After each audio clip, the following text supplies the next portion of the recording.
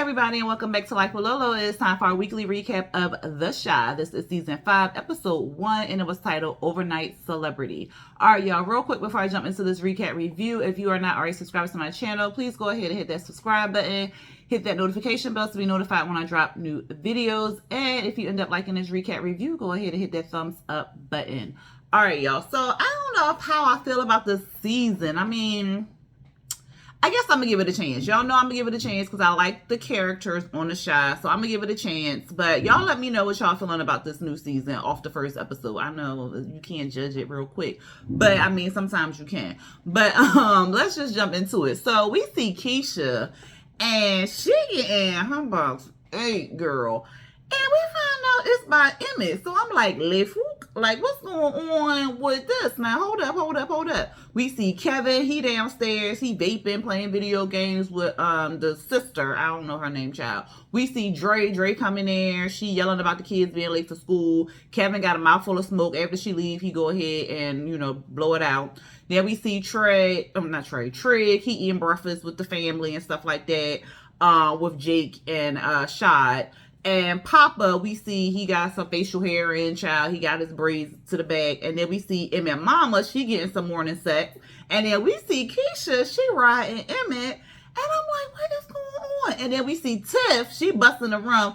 Emmett having a dream about Keisha. I said, no, he not trying to get back with Keisha. And she done moved on. She doing right with her life and everything like that. Leave that girl alone, Emmett. She don't need no more churn, okay? So anyway, Tiff wake him up. She all packed up. She heading over to her mama house. He like, come on, Tiff, don't do that now.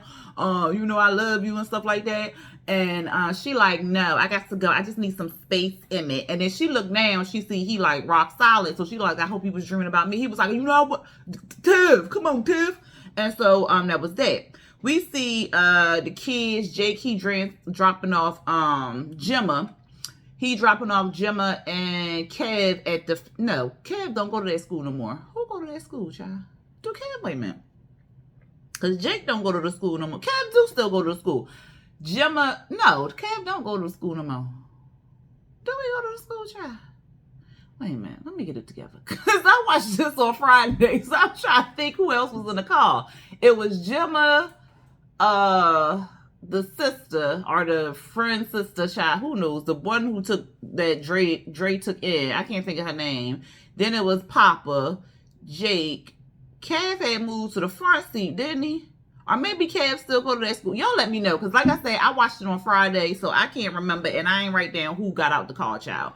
But anyway, Papa, he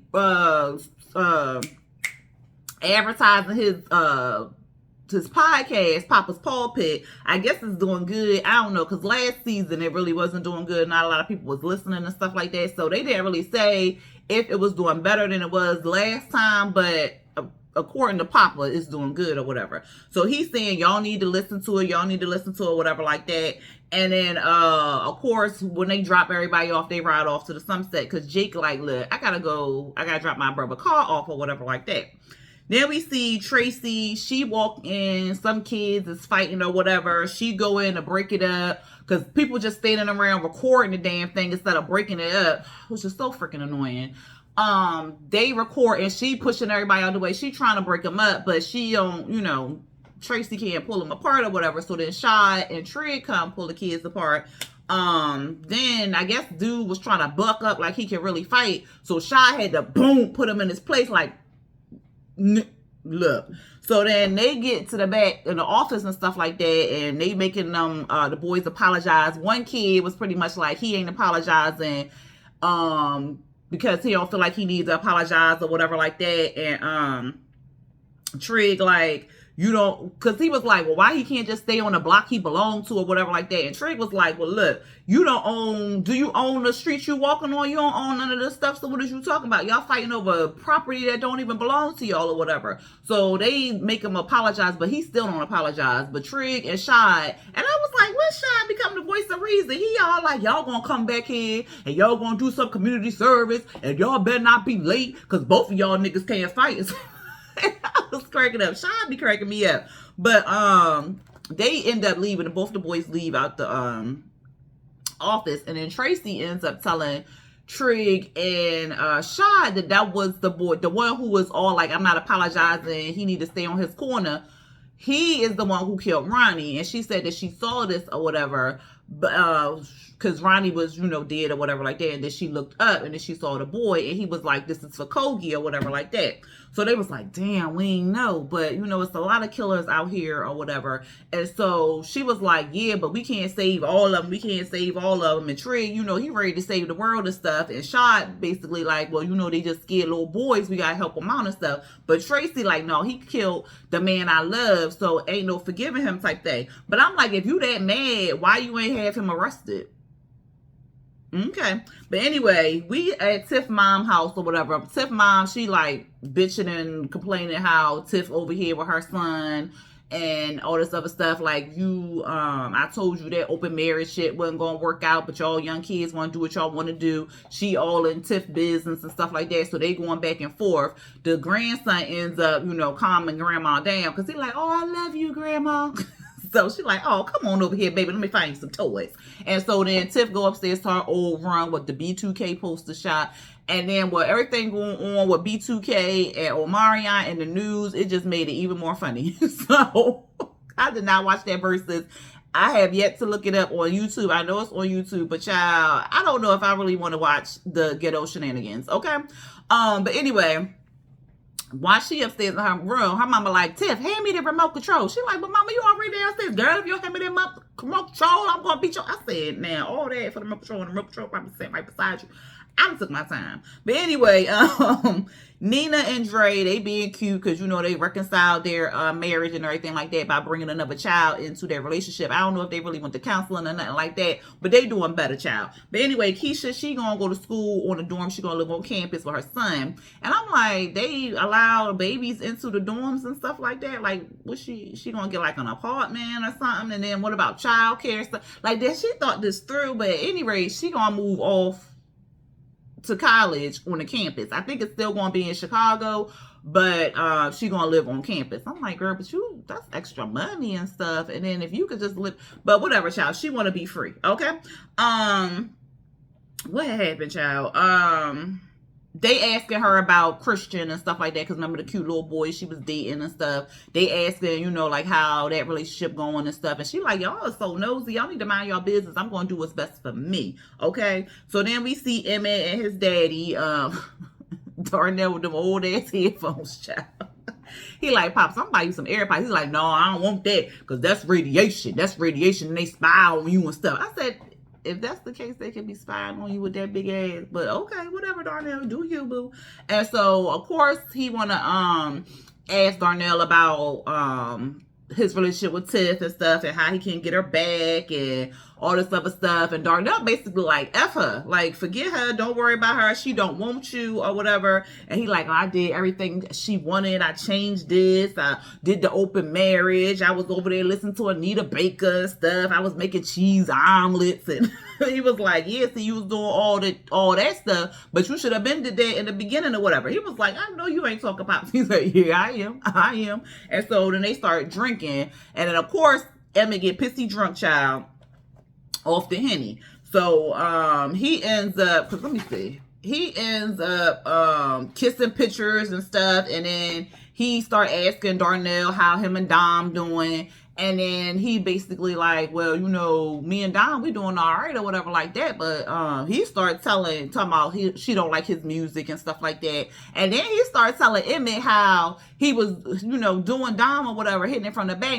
She got a big old booty. He couldn't, come or whatever until he started thinking about Jada and stuff. So Emmett was like, not my mama. I don't like that shit or whatever like that. He was like, well, I'm just saying, as soon as I thought about your mama, it was like, 4th of July up in that bitch. So then Emma like, and so then Darnell go over there into the cabinets and stuff like that, and Emmett, he's still kissing the pictures of him and Tiff, and then he grabbed his coat. Now he drunk child. He grabbed his coat. He ends up stumbling out the damn house or whatever, going to find Tiff. We figure out he go to Tiff, because I was like, well, where the hell is he going? He ends up leaving, and I'm trying to figure out how far did Tiff mama live from the house, because she arrived at her mama house late, talking about something she was stuck in traffic, But Emmett got there pretty fast. And was he driving? I mean, because he was drunk. He was so drunk when he arrived at the house, he ended up throwing up in the snow. And his son was like, hey, daddy, as he was throwing up. So he was like, oh my God, like, bring him back in the house or whatever. So then the mama like, Tiff, get your man, get your husband or whatever like that. Tiff bring him in the house, and she like, well, what was you thinking? He was like, I was just thinking, I want you back. I need you back in my life or whatever like that. I want my family back. He begging and stuff like that. And she like, look, I just need some space in it. You know, I just need some space. You know, like, I'm not happy in this relationship. And I feel like, though I finally got you, that, you know, you wanted to marry me and stuff like that, but you didn't really want me. You was scared that I was going to leave you or whatever like that because you had cheated on me or whatever. So, like, no. And then you tell me about Dom. He was like, yeah, but I was just being honest. She was like, yeah, but I asked you for honesty long goddamn time ago. Now you want to be honest all of a sudden? And so, she was like, I don't know. I just don't know if I want to be married no more or whatever like that. So I said, ooh, child. Let me see, because we just gonna get down. Okay, so I'm gonna stop right there with them two. Okay, because I don't want to go too far out of order, child. You know how I do. I try to go in the order of the way to show who's husbands, and sometimes you just gotta leap over. But anyway, so we see Shy and Trig. Trig is going to propose to Imani and stuff like that. So they talking, and they talk about how Shy and not Shy.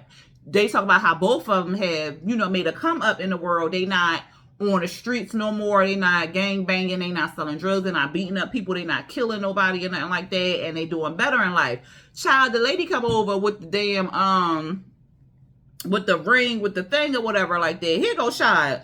Cause he's signing his name. I'm not Shy. Trig's signing his real name. He was like, man, I forgot your real name was such and such. We done called you Trig for so long. And so Trig was like, yeah, y'all done called me Trig for so long. I forgot my real name was such and such. So he was like, yeah, cause you had shot so many niggas. We had to find something to call. The lady standing there like, oh, okay, I'm just bag this up. I was cracking up. He was like, I'm sorry, man. And then we find out where Imani at. Imani is somewhere with her mama in St. Louis or whatever, because her mama is sick or whatever. So she's staying back with her mama.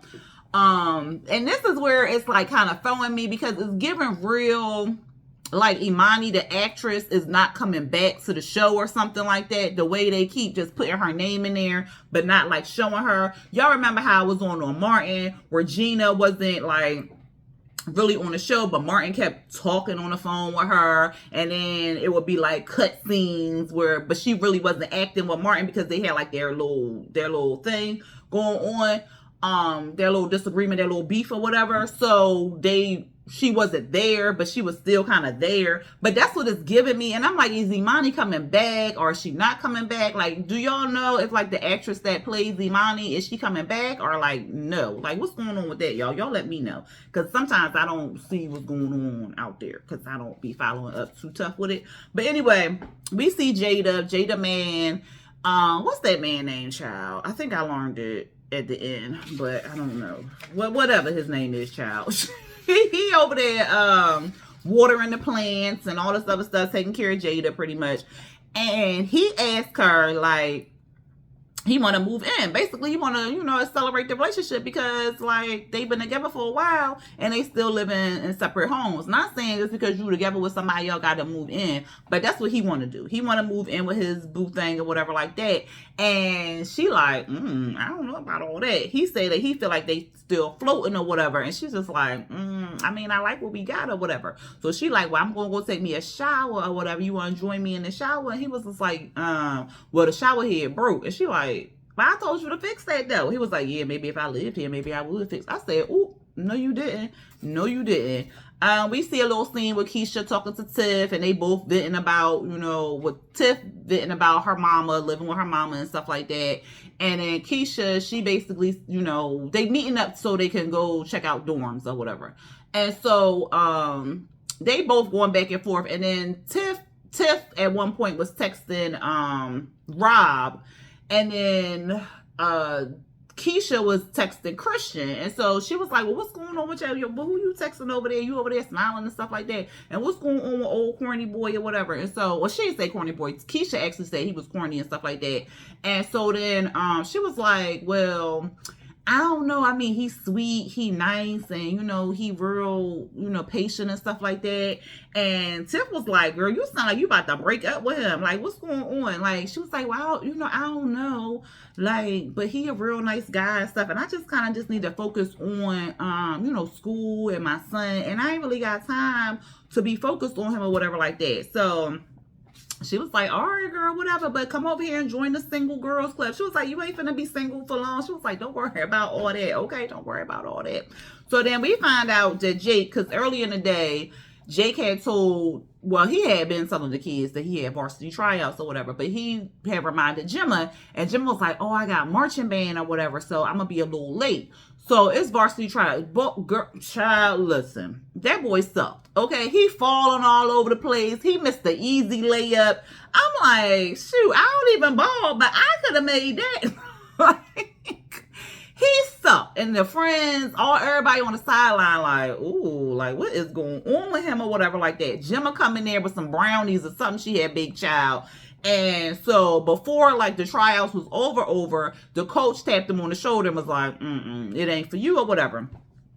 So she followed him out there, to console him and stuff like that. But in reality, she probably should just give him some space. But, she wanted to, let her know that, not let her know, let him know that she was there for him or whatever like that.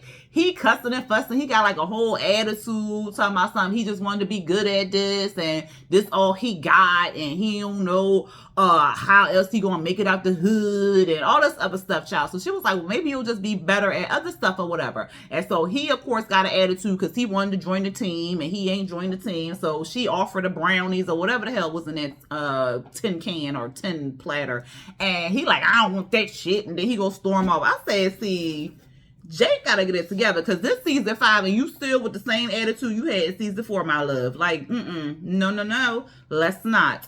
But anyway, we see Emmett. He back in the office. He's singing Carl Lewis horribly, child. Trig pop up on him. He like, "Is that bad, huh?" He was like, "Nah, man, Tiff left me though, And he like, "Oh man, you need a hug, nigga." So they hug. And he's telling him everything gonna be all right or whatever like that. And telling him like you'll find love again. And you're gonna find somebody that love you and all your baby mamas and stuff. And so then Trig, he like, "Well, I don't mean to be insensitive, but we still good for tomorrow." He like, "What's tomorrow? The proposal, you said I could propose here or whatever." He's like, "Oh yeah, we good. We got everything going, whatever." So then they chatting it up, and then it's the dude who didn't want to apologize in the office, he ends up throwing a brick in Trig's car window. So Trey go chasing after him or whatever. Here go Emmett. "Let me know if you need something." I said, "Emmett, ain't nobody calling you." Ain't nobody calling you. So Trey go chase the boy down or whatever. He him up and he all choking him and stuff and like, "You wanna die, nigga? You wanna die, nigga?" And of course the friend, because there was 2 of them, is recording it or whatever. I said, "Trey, you don't see young dude with the phone over here recording you. Like, it's a whole setup. Like, duh." But he don't see that until it's too late or whatever like that. And he like, "Shit, damn," or whatever. And so because he literally almost killed that boy. That boy could not breathe or whatever like that. And I said, "Child." But of course they got it on a video camera and stuff like that. We see the guys, they playing not basketball, they playing video games or whatever. And Papa, he asking Jake, like, "Did you know that you was that horrible when you tried out?" Like, whatever. And Jake was like, "I ain't know," or whatever. "I ain't know I sucked that bad," or whatever like that. He was like, "You ain't even practice, my dude?" Like, what? Excuse me. He was like, "Well, I ain't know you had to be good at varsity." I'm like, what? Like, what did you think he was like, "Well, did you stereotype yourself? Did you feel like because you was black, you was going to automatically make the team?" And I'm not in my head, like, I think that's what he thought. And that's a goddamn shame because, boy, you want something, you supposed to practice to get at it. Like, you ain't even practice. You was just like, "I'm going to try out." Like, no, you need to practice, okay, until you get good. Like, no, unless you was just born with basketball skills or whatever like that, you need to practice. But he ain't do that. So, of course, Papa and Drake, they arguing back and forth. Kevin getting stressed out. He on the vape hard, child. And so he tell them both to shut the F up. Cause he like, y'all stressful. We see Keisha, she breaking up with Christian, and she did it real nice. Like, she did like a voice message and stuff so he can hear her voice. It wasn't just via text or whatever, and so it could be misconstrued or whatever. She did like a voice message letting him know that he was real sweet, real nice, and that she needed him deeply in that time, but right now she want to focus on her and her son, and she cared about him deeply and stuff, and then she just hoped they can be friends. I wish people stop saying that when they break up with people. I just hope we could be friends. Like, no, I don't want to be your friend. The fuck? No. I mean, I guess I don't know, child. It's no, no. It's a no for me, dog. But anyway, I guess it depends. Cause I was still like, well, we ain't gonna be friends. We could be associates. That's it. We could be associates. Anyway, we see Tiff. She texting her boo Rob or whatever, and they end up on FaceTime and they chatting and stuff like that. And her mama going ham again, and she like, go to the store and get me some barbecue potato chips. So I said, what time is it? But anyway, Rob ends up telling her, like, you stay with me. I got an extra room or like that. She was like, well, I ain't gonna be a living sex person or whatever. He was like, look, I don't need you for that. I got plenty of women for that or whatever. She was like, oh, excuse me. And so then she was like, well, it's not just me, it's my son. And he was like, okay, and like, what you saying or whatever. And so she looking like, okay. We see Jada and her boo.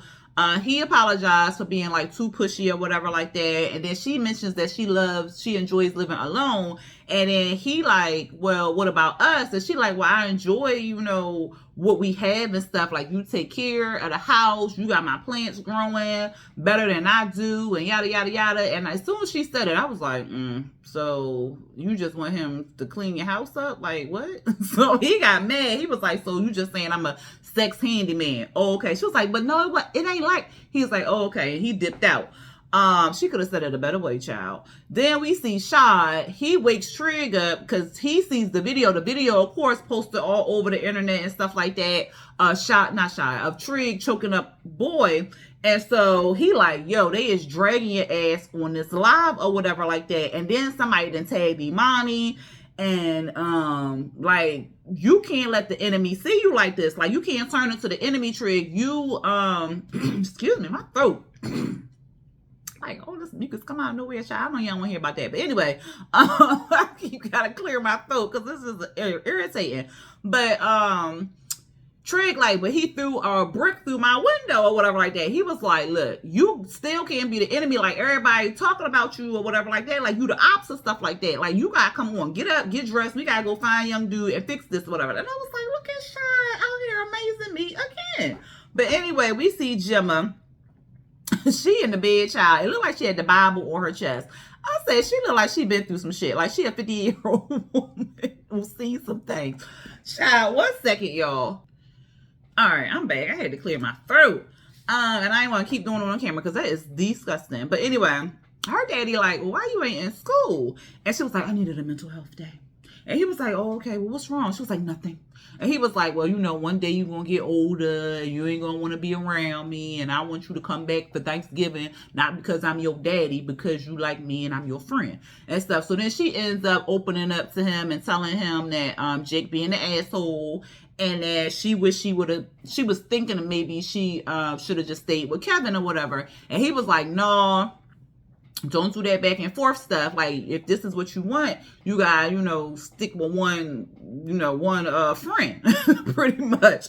But he like, well, you won't let him mistreat you or whatever like that. Maybe y'all need to be separated. And then if he gonna do better, he'll show you what he gonna do or something like that. I can't remember exact words he said, but he was like, sometimes you just gotta separate yourself and see if they gonna do better while y'all apart. And if he do better while y'all apart, maybe y'all can find each other and y'all can be, together or whatever like that. So she was like, well, what if we don't find each other? He was just like, then, oh, well, you just find you another one or whatever. But you need to set the tone, honey. You need to set the tone. So she thinking, and she got back to her Bible and stuff like that. And then here they at school. Now, see, Papa would have got beat up, okay? Because how you call yourself my friend and then you want to embarrass me in front of the whole school? Because Papa is the announcer to announce, I guess it was like Spirit Week or whatever, announcing a new team, the varsity team or whatever like that. He the announcer. He the school announcer. So he get up there in the middle of the gym, child, and say, before I introduce the new varsity team, let's have a moment of silence for my brother Jake. No, he not dead, but his career as a basketball player is dead. I mean, did you see the way he was playing or whatever? And everybody laughing and Jake looking like, the fuck?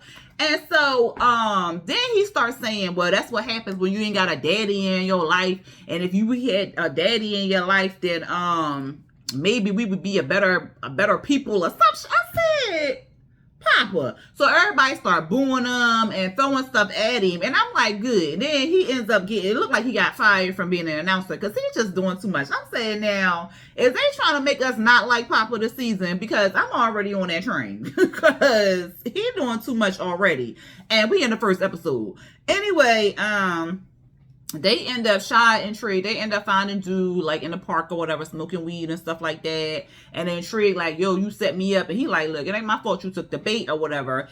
And so Shy basically tell him like, you want some real hoe shit. Like, you think it's cool to have a felony? Like, you really want to go to jail or whatever like that? Like, that ain't cool or whatever. Like, you need to get your life right or whatever. And so Trig is basically like, look, smoking weed ain't going. He was like, what did he say? I shot my gun off before or I killed somebody and weed not going to help you get over that or whatever. So then the dude looking at him like, maybe he do know what I'm talking about. And so then they like, well, your ass need to be down at the center tomorrow at such and such time. Don't make me have to get your ass or whatever. And so Shy like, yeah, because you don't want none of that. Because at first he was getting smart with them. So Shy looked like he was about to choke him up too. But then he had to like calm down and like be the voice of reason again. And like basically tell this boy like, this ain't what you want out here. This ain't cute. This ain't cute. Like, you don't need to go to jail. Like, you too young to go to jail, my love. So like, let's get it together. We see Darnell. He at Jada's house. He ended up fixing a shower head. He's talking about something. I didn't put this little something he said, an extension or some shit, in case you want to have a little fun with yourself. I said, Darnell, leave. So they start laughing or whatever like that. And so he was like, I'm here for all your handy needs. And she was like, all my handy needs, that's it. And child, next thing we know, they tonguing each other down about the Bow Chickie Wow Wow. But she had stopped it because she like, we both got somebody. And Darnell was like, F them kids. You know what I mean? So she was like, no, we got to do the right thing. He pulled out his phone. He was like, look, just say word. I will call Dom right now. I said, if you don't calm down. And so he was basically telling Jada like he felt like she the one who got away. Which basically, I mean, you fucked up. You was out here cheating and doing whatever you wanted to. And now you see how she living life and, you know, looking good and stuff. I'm sure she was already looking good. But then you didn't realize your bad ways and stuff. Like, no, she got her new boo. Go on. And so he ended up leaving or whatever. So she basically was like, go on and I got me a boo. We ain't doing this. Okay, Darnell. They at the game spot. Sis, whatever her name is, child, and Kev at the game spot. You know, that gaming lounge where they be playing each other, whatever like that. And she was talking about how Jake would have beat down Papa or whatever. Should have beat down Papa or whatever. And so Kev was like, well, he slept with he took my girl. I mean, again, we still cool or whatever like that. She was like, boys, y'all just make up for just crazy reasons. Like, it couldn't be me or whatever. And so then he ends up playing a video game about shooting and stuff. And it looked like he was having some PTSD because he kept having memories of when he had shot Ronnie in the stomach and he thought he killed him or whatever. So I was like, Lord. But he ends up beating the two white boys or whatever like that. Then he was like, all right, I can go. We see Trig. He all dressed up, you know, ready to propose and stuff like that. And what's his name? Emmett giving them advice to like keep it short, you know, don't go in too much, because if y'all got love for each other, it should just already illuminate and show or whatever like that. You shouldn't have to say too much or whatever, and hopefully you only gotta do it once or whatever, because you know divorce is hard. So then we see Christian. He ends up texting Keisha back, and his response was real mature. And he was saying like he understood and all this other stuff, and then he hopes that she finds someone who can be the light that he was for her, or that she needs or whatever like that. I was like, oh, I like him. He is too cute. We see Tiff. She got all her bags. She going to stay at Rob's house or whatever.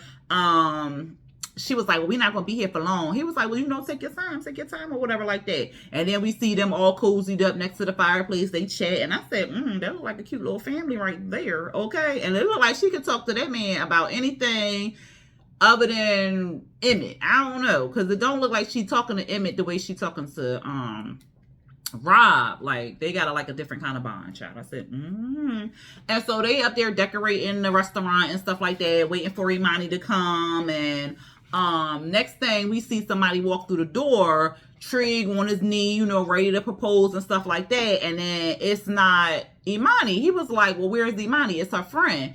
And so she like, well, she's still in St. Louis with her mama or whatever. Like, she saw the video and she not coming back no time soon. She said she just needs space.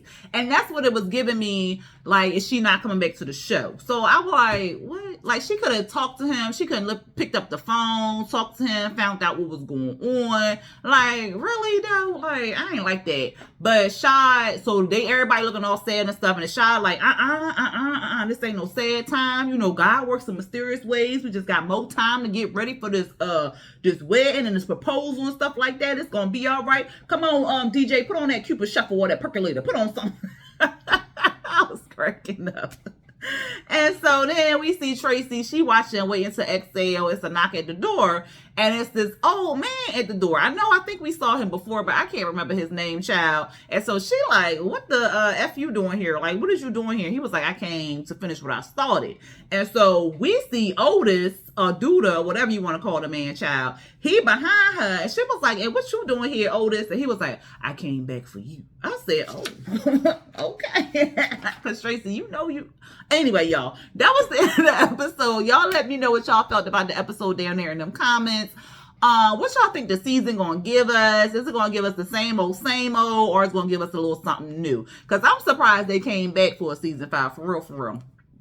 After Ronnie died, I was like, okay. And then they didn't really do nothing. And then, like, the season finale was kind of womp. So, I don't know. I was kind of surprised they came back. But, I mean, I'm going to watch it. And I'm going to give y'all the review. All right, y'all. Like I said before, if y'all end up liking this recap review, go ahead and hit that thumbs up button.